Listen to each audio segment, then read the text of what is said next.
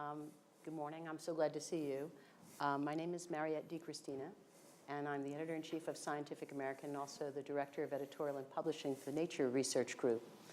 I'm just delighted, absolutely delighted, to say that today we're going to have a discussion, an idea and insight with Duncan Haldane, who is this past year's one of the winners of the Nobel Prize in Physics, with David Thewlis and J. Michael Kosterlitz. Mm-hmm.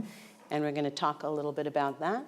We're going to talk a little bit about science, about inspiration, and I'm going to have a little fun while we're doing it, I think. So, Professor Haldane, let's start back a little bit, because not everybody's maybe quite as familiar with physics as you are. I don't think many people are familiar with physics. I think you're probably right. But let's start with why science for you. Think about when you were younger, and what drew you to the physics in the first place. Well, I guess I always had my parents were medical people, and they had a kind of great belief in science was the answer to the world's problems and the future. So there was a kind of propaganda for science in our house. But I didn't end up going into medicine like my brother, and I was at school. I guess I liked science, geology and rocks and things, and chemistry. I didn't particularly like physics until it was only the physics teacher also doubled as the sports teacher in the early part. But the last year I had a very good physics teacher, and before that I'd loved chemistry and doing all the kind of things in school labs that are completely ruled out by health and safety officers today. You cooked all these things, and interesting orange chemicals turned into green ash and came out of tubes and things. But my kind of chemistry. Yeah. But actually, there's something about physics. It's got a simplicity in it and underlying it, and it's. I guess I probably it was the enthusiasm of a teacher that communicated it to me, which I hadn't really even thought about physics before then. I actually remember having a physics teacher who really got me interested in the topic as well. So I can see how that would get you started. But then. You from there decided that was an interesting thing to pursue. So how did you? Well, I went to college and it was at Cambridge, and we did a general science called natural sciences. So I did a bit of physics, chemistry, biology, math. But then I had to go in the lab, and in the biology lab, I remember having an experience where I was having to put some nasty chemicals on some nice-looking mold to mutate it, and you did it in those days with a mouth pipette. Oh. So I sucked this stuff up and swallowed it. And I decided, I'm quite clumsy, so I decided maybe I don't want to be involved in any kind of experiments with chemicals or anything with radioactive materials, because I'd get contaminated. So I somehow went into nice, clean theoretical physics after that. So I like the idea that since you had a lot of medical people in the family and you wanted to avoid chemistry, that you almost chose physics as almost a rebellion in a certain way. Did you always know that it would be science? Probably there was a general kind of encouragement that science was really a great future for mankind. Would solve all the world's problems. I don't know if that's true, but it's both creating problems and solving problems. Yeah.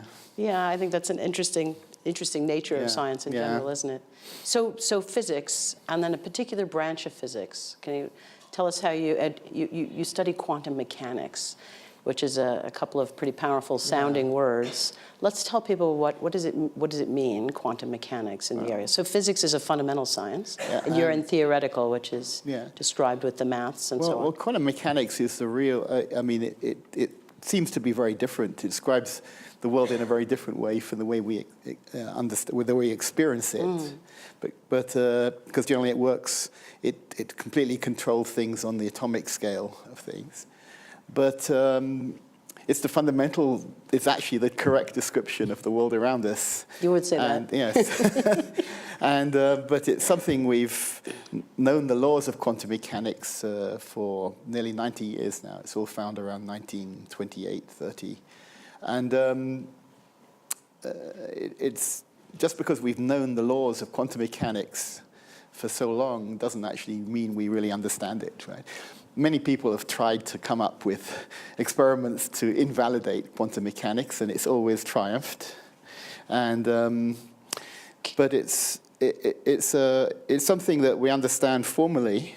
We know the equations are there, but it's been coming up with tremendous surprises in the last few years. So you've mentioned a couple of things here that I just want to pick apart for the audience. So mechanics, obviously, we can think about generically as how things work, and quantum is at very, very small scales. Yes. And there's been a difference in science wrought by quantum physics, quantum mechanics, because in the past we'd studied things at larger scales. And the reason I'm introducing this concept is we're going to talk a little bit about the interfaces. So the way the physics works, or looks like it works, at larger scales and at smaller scales sometimes looks a little different.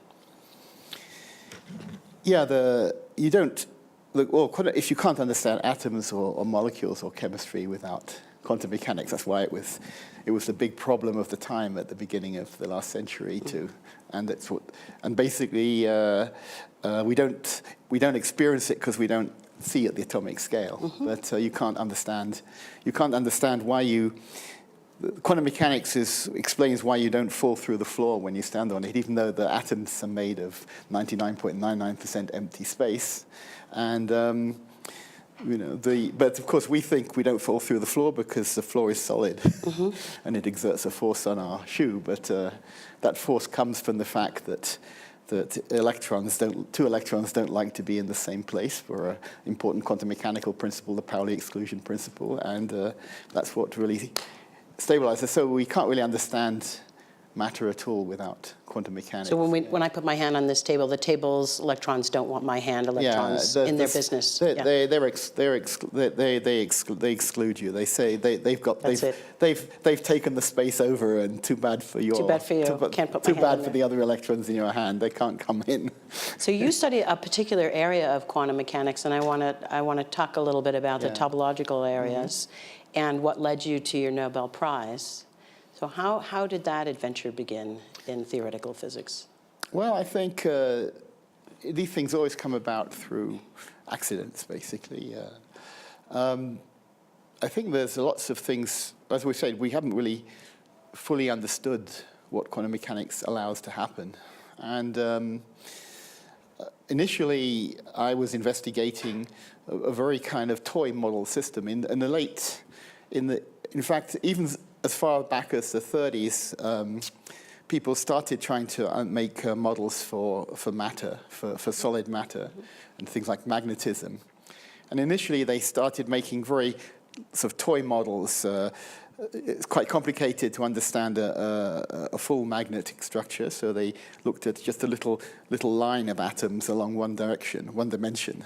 And this was thought to be, in that period, these were kind of toy models. You did as homework problems before you went up to the full problem of three-dimensional crystals and things. But it turns out that the quantum mechanics effects are actually become much more important in things which are confined either to two-dimensional surfaces or lines. So in fact, these low-dimensional systems are kind of even, in some sense, more interesting because. So in two dimensions, let's look back this up. So if I think of it like a sheet of paper, in 2 dimensions, we're able to see effects a little differently than we are when you're looking at it in other ways. Yeah, because the fluctuations due to quantum mechanics are stronger, and. So in the 70s, people started to actually look at organic chain molecules, and they started to make materials which could be described by these kind of things which had been regarded purely as mathematical exercises. And so they started to be much more interested in this problem, and basically what I was looking at a slightly different language to look at these problems in that gave you a different perspective from the standard one, and found out just by a tremendous surprise that what people had sort of concluded about these systems was basically wrong. So there's the insight, right? So you take a different perspective on a problem everybody's working on around this single plane. And you it was saw actually a something single different. line in Single the line. first one, yeah. And yeah, basically it was an interesting kind of sociological thing. There was a very old mathematical solution of one of these toy models that had been around, but it was actually, no one really understood it. Right? It was actually a guess by Hans Bethe, who went on after that to do tremendous things in nuclear physics and explain why the sun shines. But he actually started off with these kind of toy models.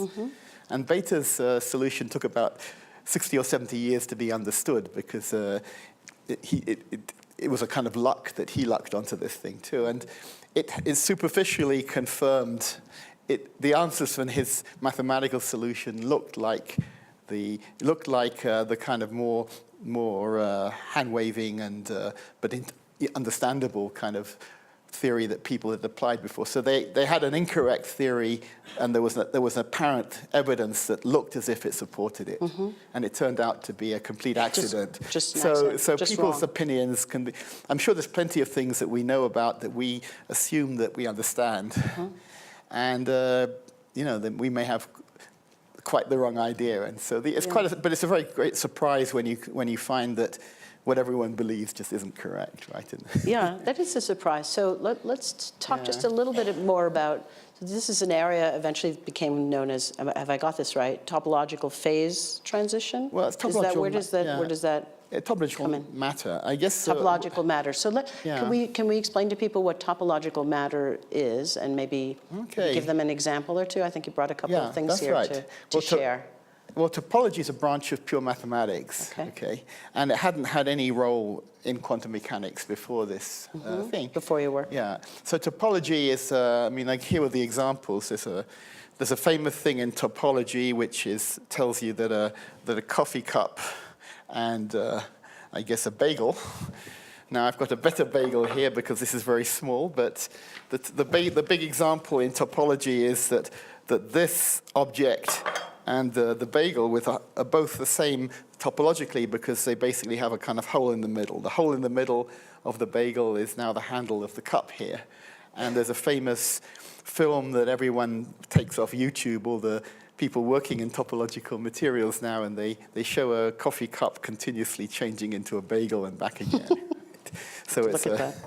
But the bagel has a hole in it, and the interesting thing about this is that holes are they come in units. You can have 1 hole, 2 holes, no holes, but you can't have 1.2 holes or 0.6 holes. And it turns out that there's some properties which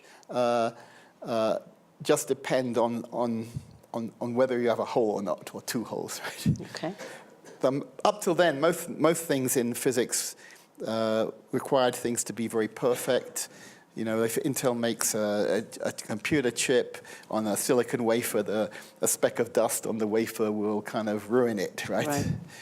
Well, it turned out some measurements showed up in around 1980 that something called the integer quantum Hall effect, where you measured some resistance, and it was exactly a fundamental number, which turned out to be 25,000 ohms, which is a ratio of the charge of the electron squared and Planck's constant times a whole number. And it was unprecedented that some measurement was always the same number to about 6 or 7 digits. And it turned out to be a topological property. The quantum state can be classified in a similar way to the shape of these cups.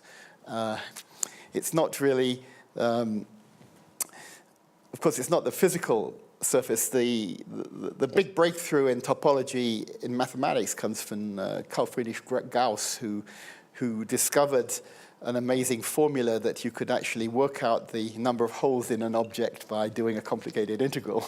So there's a way to calculate. Yeah, you do an integral of the curvature over the surface of the... And then you can figure it out. And then this gives you he was just amazed, this always gives you a whole number, which told you how many holes were on the surface. And an analogous thing, it's not a physical surface that you're integrating a curvature over, and it's not the actual curvature of the surface. I mean, this is a surface with has a approximately spherical curvature, but it's a mathematical analogy of Gauss's formula. Okay, so let's back up a bit. Yeah. So you got us to where mathematically, Yeah. the donut and the cup are They're the same different, because, yeah. they have a Yeah, hole, they both yeah. have a hole, right? And they're different. Bend, And this and they're one's different from that That's correct. because there's no hole Yeah. in that. And the normal matter, the non-topological matter, is basically got no holes in it. Now, the stability of the thing is that if I squeeze this a little bit, I'm going to change its shape, but I'm not going to put a hole in it. I have to do a lot of violence to put a hole in it. Similarly, if I squeeze the bagel, it's not going to remove the hole. So the properties that depend on topology are much, much more stable. They're not affected by dirt, right, or by The way making that things single rough. chip was affected by a grain that's of right. dust. So that turned out to be a remarkable property. So it's a different kind of matter, and it had just different properties, which were why it was unexpected in the first place, right? So you spent a bit of time studying this topological matter. Well, we didn't know it was topological at the time. It turned out it was just different.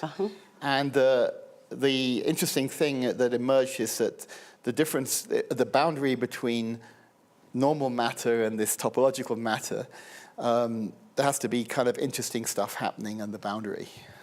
And no one had noticed that before, and this has emerged. And all kinds of strange things can happen. For example, in a two-dimensional system, you can have signals that propagate one way around the edge, with like one way, like light, or signals can move in one way only, like a one-way street, and that has amazing implications for.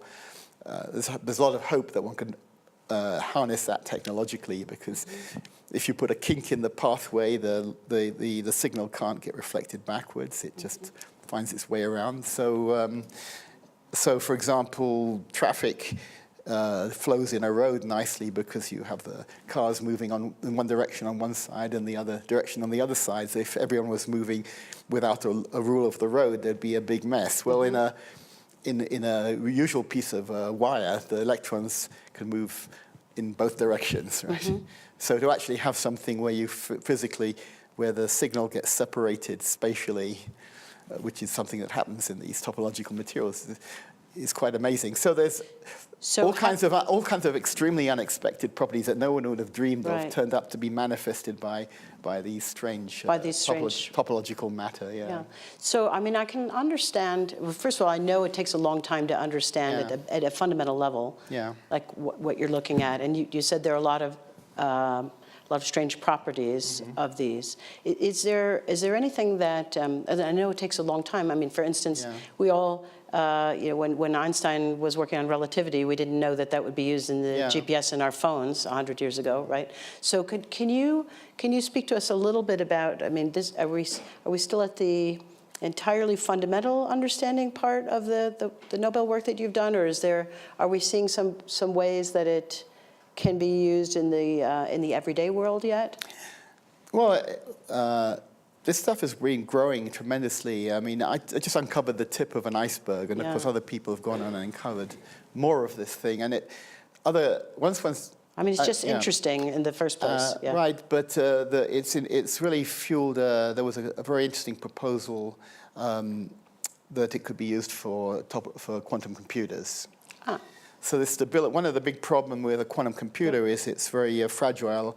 The information that you try to store in a quantum state is very fragile against being decoherence, which means it interacts with the environment and the information is kind of lost.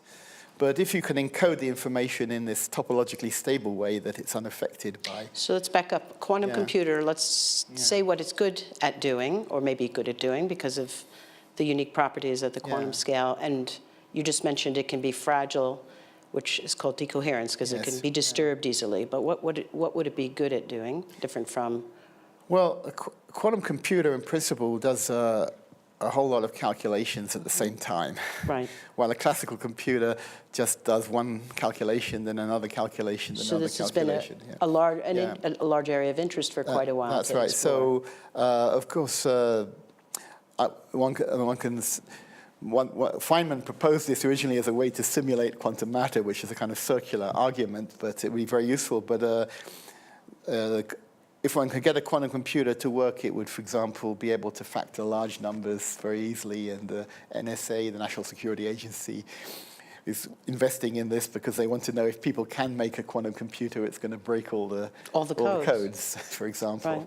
So I'm not sure that's that interesting as a scientific idea, why you want to break the codes, but I find it more interesting to simulate Of course, you would want to know scientific calculations rather you'd want to than understand the hacking. fundamental properties. But yes, one could do. It's not really clear what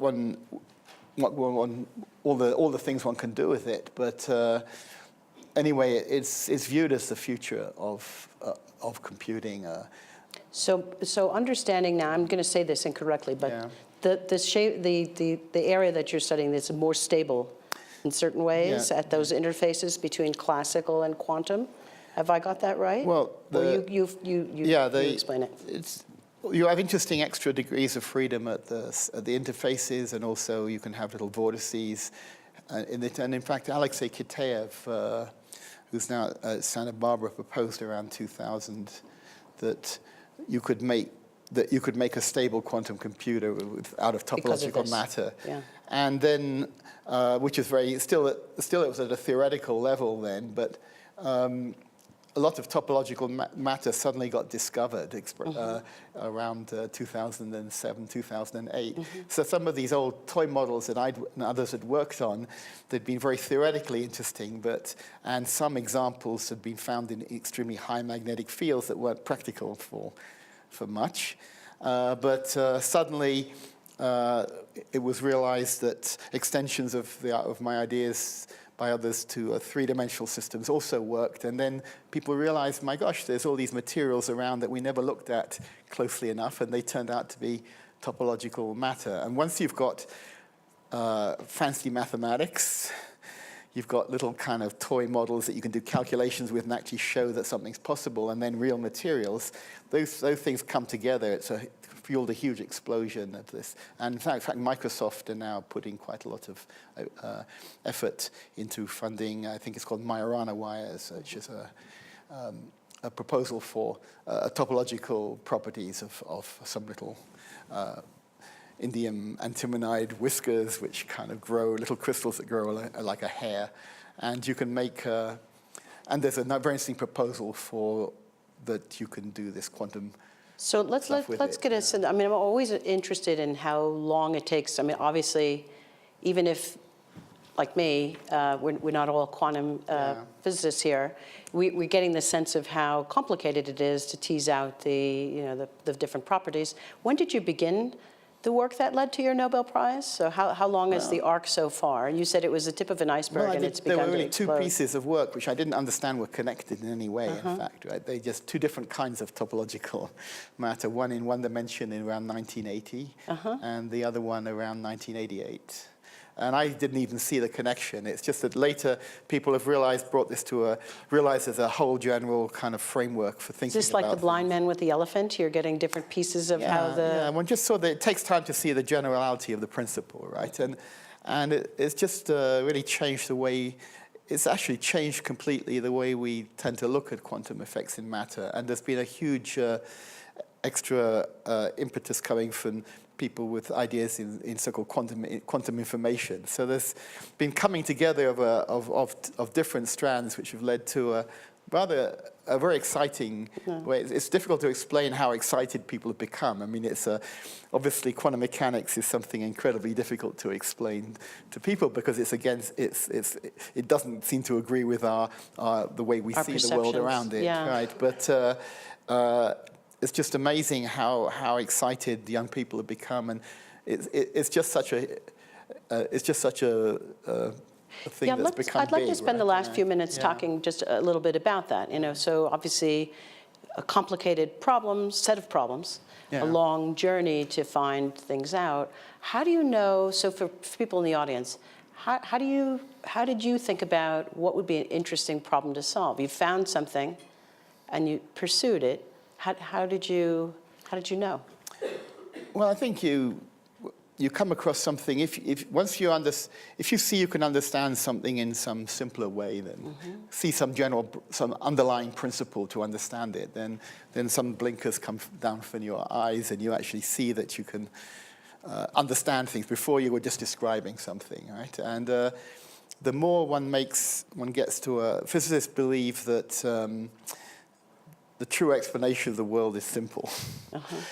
Or at least if you could, of course, if you could reduce it down to something that looks beautiful mathematically and simple, you feel that's most likely the right answer, right? And so yeah, physicists like that. What's happened with this is that a whole lot of apparently unrelated and different sorts of things one can now see a common framework that you understand these all as different examples of a general principle. And so that's what's really excited people about this topological matter.